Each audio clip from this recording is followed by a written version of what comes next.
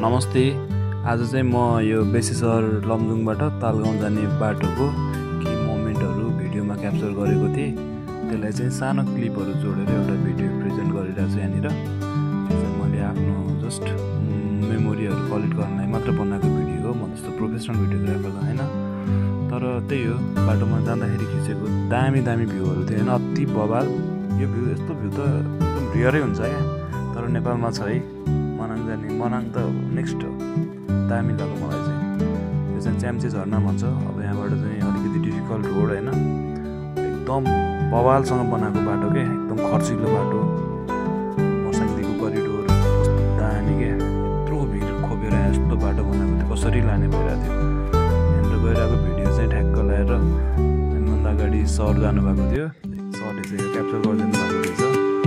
Thank you sir for this wonderful capturing होइन the moment.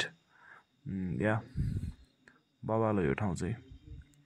यसरी ठ्याक्कै यहाँबाट अब यो त्यो कट्ने बित्तिकै हामी चाहिँ जान लागेको भिलेज चाहिँ देखिरहेको तालगाउँ हो। यो चाहिँ अति दामी छ। म फर्स्ट टाइम चामे जाँदाखेरि पनि यो ठाउँमा बस्नुपर्छ भनेर प्लान गरेको थिएँ, त्यति बेला भएन। तर यति बेला चाहिँ फ्राइडेको दिनमा चाहिँ हामी ठ्याक्क आएको। अनि यहाँनिर यो चाहिँ इभिनिङ भ्यू हामी पुगिसकेपछि होटेलबाट यस्तो देखेको थियो। इभिनिङमा पनि कस्तो देख्छ भनेर चाहिँ हामी माथि गएको थियौँ।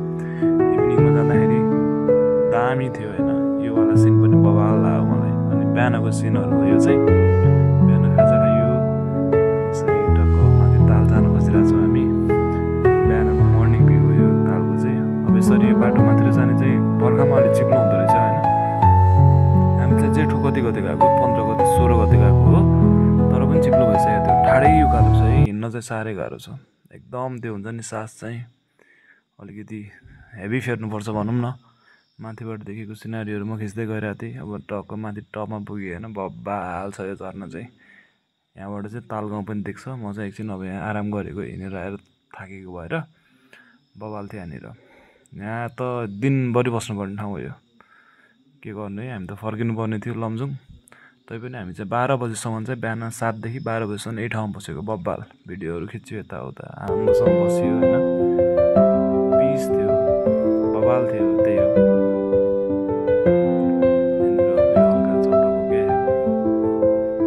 ट्राई गरेको भनौँ न। म चाहिँ यो नथिङ 3 भन्ने फोनबाट खिचेको सबै क्लिपहरू, अनि अलिअलि चाहिँ हाम्रो सरको फोनबाट खिचेको क्लिपहरू पनि छ। यो चाहिँ तालगाउँको माथि टाढा टाइगर टप झर्नाबाट देखिने बवाल छ होइन। मलाई चाहिँ अति दामी लाग्छ यो ठाउँ। यसरी अब जस्तो जानियो, जस्तो देखियो, त्यही कुराहरूलाई चाहिँ भिडियोमा क्याप्चर गर्नु ट्राई मात्र गरे हो। म चाहिँ उहाँहरूसँग गएको थिएँ। They are the newly married couple.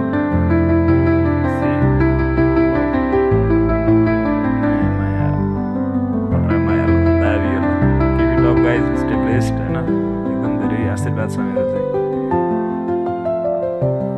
अनि यो फेरि माथिकै खिचेको क्लिपहरू मैले यहाँनिर इन्टिग्रेट गरिरहेको छु, जाने नजाने थपिरहेको छु भनौँ न। दामी क्याप्चर गरिदिनु भएको छ यो म्यामले चाहिँ। Thank you so much.